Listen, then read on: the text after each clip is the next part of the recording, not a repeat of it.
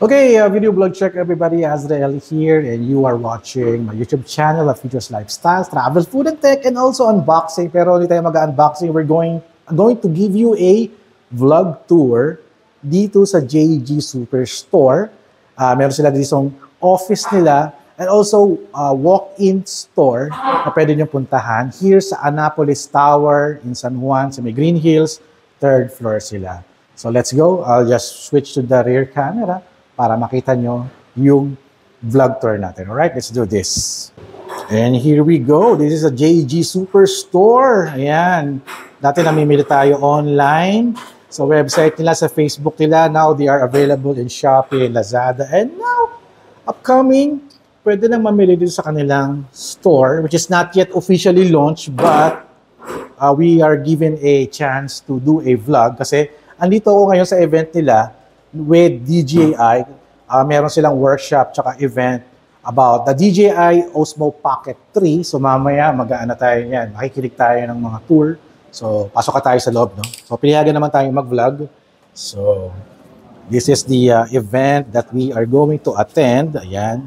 And this is a short view of their store. So pasok tayo dito. They have here a creator community. Ayan. O yan.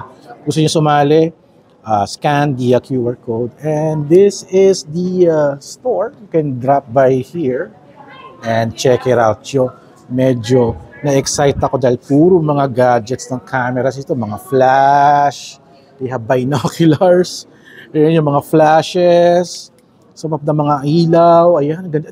Gusto ko, mga paborito ko yung mga gantong ilaw.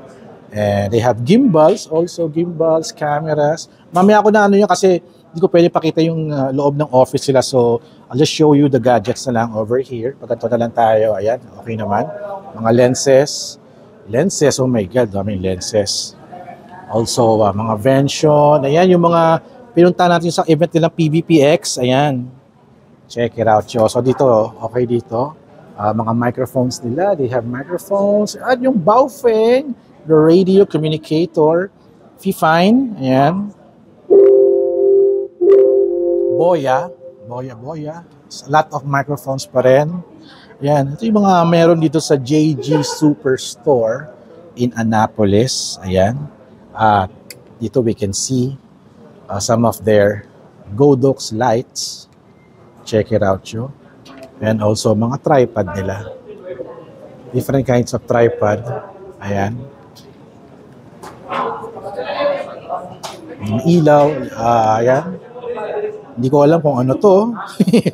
Comment down below kung ano to. May HDMI, pati controller yata to eh. Okay. Tripods at we are going inside sa kanilang event. Ayan. Ito yung Osmo Pocket 3 workshop. Ayan. Pakita ko sa inyo yung workshop natin. Check natin to. Check it out, yung accessories. So this is the new Osmo Pocket 3. Nakagamit tayo ng Pocket 1 eh. So ito medyo malaki-laki na siya. Dati mukha siyang toothbrush. Ngayon mukha na siyang electric shaver. Sobrang laki. Lumaki na siya. Grabe. Ayan, may workshop mamaya. And here we have a lot of DJI cabinet. Drones. Action cameras. Gimbal. And also the Osmo Pocket 3. Ayan. And sa baba, yes, we have some speakers.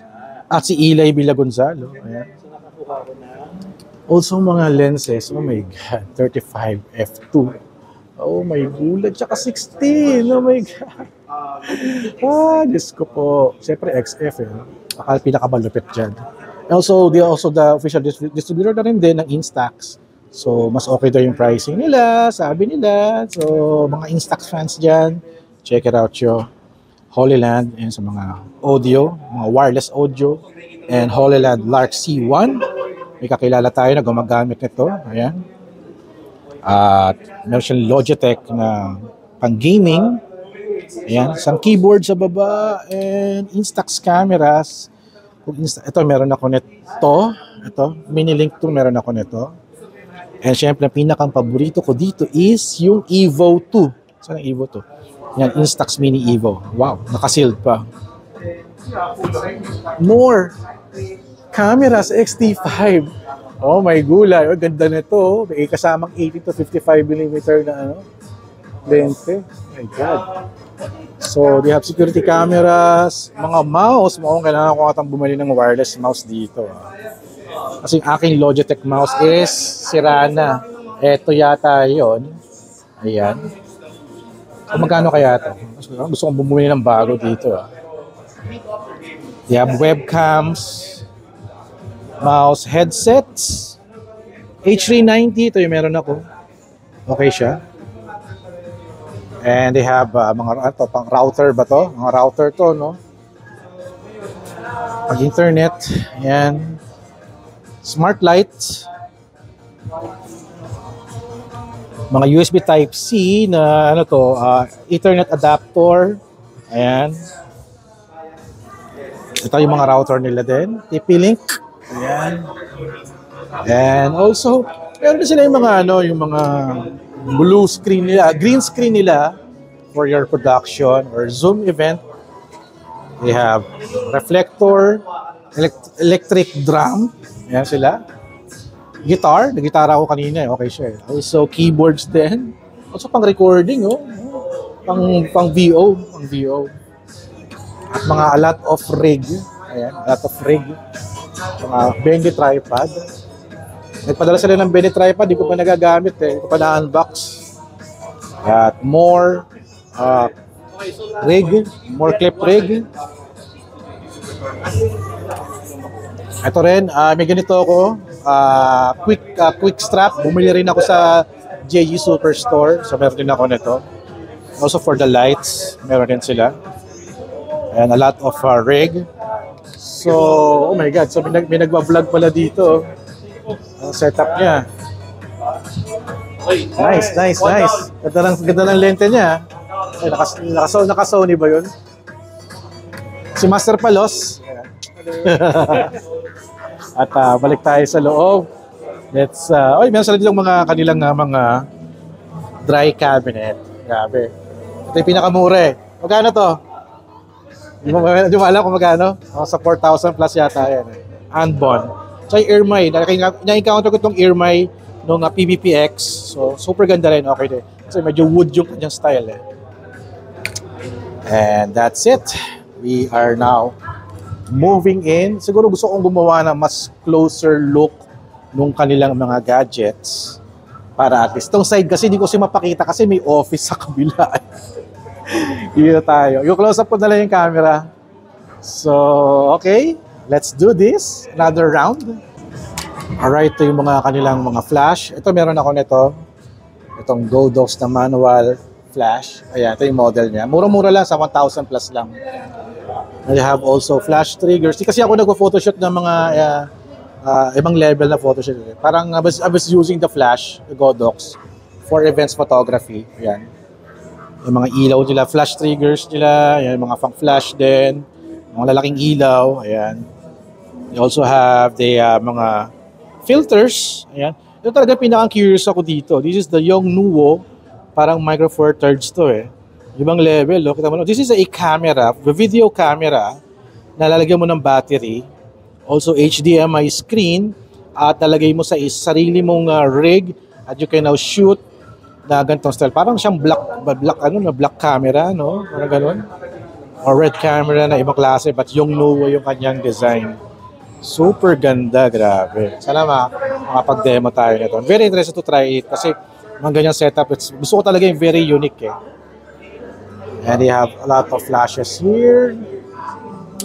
And they have this yung parang teleprompter na rig for cameras or phone. Pwede rin yata yan. At yung kanilang mga ilaw. Ayan, mga ilaw. More lights. Uy, parang ganda nito ah. I like this. Paano ba ito on? Wala siyang battery. Ganda nito for photography, for video. Ito rin, very useful yung mga ganitong ilaw. Mabigat din pala, no? Mga Yongnuo. For ginagamit namin to pag mga food photography kami sa mga restaurants. Ayan. Okay siya. Gantong ilaw, meron din ako. Nabili ko to kay JG noon pa. This is a Yongnuo din. Yan, meron ako nito. Problema ko, nasira na yung battery. Tapos hindi ko na makita yung saksakan niya. So I need to revive this. Meron akong ganito. Ito yung mga unang-unang kong ilaw. And I shift to the bigger one na. Eh syempre, dream natin yung mga gantong ilaw. Ayan. Also, they have this Ulanzi rigs. Mga tripod. Ito, meron ako nito. Hindi ko pa na-unbox. So, ayan. Okay naman pala ganito kaliit eh. Oh. Very compact. This is nice. Okay ito ah. Malaki nga lang yung paa niya. Gusto ko yung medyo maliit eh. Pero baka kailangan kong tanggalin yung ball head. Okay, pag-aralan natin yan. Ito. Ito yung maganda. Ito yung mga trip ko na tripod siya na battery na rin din. Si power bank. Ayan. For action cameras. And also gimbal. I think this is Hohem. Hohem nga, Hohem. Alright, panalo. Very interesting din kasi yung Hohem kasi, for example, this one has a camera for tracking, facial tracking. So very effective siya. And they have more here. Mga rig nila, ganyan. At ito na tayo sa mga lente. Grabe. Mga lenses natin. This is Yongnuo lens. Ang gaan naman nito. 50mm. Ang gaan. Grabe. Ang gaan nito. They have ito parang puro Yongnuo. Puro Yongnuo. Anong mount kaya to? It's made in China. Siguro ano to? Pang Canon to. Grabe dami nila mga Yongnuo na lenses. Grabe. Panalo. This is nice. 35mm. Yung una ko nakita yung mga lente eh. Siguro pang ano to. Pang Canon yata to. Or Nikon. Feeling ko pang Nikon. Also mga rigs. A lot of rig. Oh my God. Hindi ko na alam kung ano yung mga gusto kong buting-tingin eh. Pero syempre mga mini ball head. Ito may sticker, di ba? Ano to? Pang DJI ito, pang DJI. Kasi yung clip niya, DJI action camera. Ayan. And syempre, Ulanzi ball head. Ang ganda ng ball head niya. Wow. With a quick release plate. Tama. Hindi pala ito quick release, parang dipihit pala. Pero okay ito, okay itong version na to. At syempre, yung ginagamit ko ngayon, eto. Kita nyo ba yung sarili ko dyan? Yan ang ginagamit ko ngayon, yung may salamin for phones. So, okay na okay siya. Sobrang daming rig, grabe. Sa baba, marami pa. At syempre, more ball head, tsaka battery charger. Ayan. Okay, ito, lalagyan ito ng filters. And syempre, Viltrox lenses. At napansin ko itong 56mm na 1.4 XF. It's a X-mount lens. Saan ko ba nakita yung X-mount lens? Nakalagay dito eh. Ayan, X-mount. This is pang Fujifilm siya. Oh, may gulay. Siyempre, mga adapter din. Wala tayong dalang camera ngayon kasi pumunta kasi ako sa isang event na bawal ang camera. Hindi na ako nagdala. Sayang. Wow, this is 13mm. 1.4. This is a Viltrox. Hindi ko alam kung anong mount to. Siguro pang Sony. I'm not sure kung pang Sony siya. No? So marami siyang mga different kinds of lenses. This one is the 85mm. Ilan to? 1.8. Wow. XF. So it's a Fujifilm mount lenses. This one is very nice. 33mm 1.4. C, pang Canon kaya to kasi letter C, Canon. Siguro, no? Baka ganun. Super dami pa, grabe. Talagang it's like a candy store here sa JG Superstore. So, very excited to attend their event. So ayun, that's the our tour. Hindi ko pa na-interview si Jill about their store pero ano na lang din. Mamaya na lang. Oy! Okay, pahinga na muna tayo. Let's attend their event. So, heto, ang kanilang DJI Osmo Pocket 3. Alright, let's do this.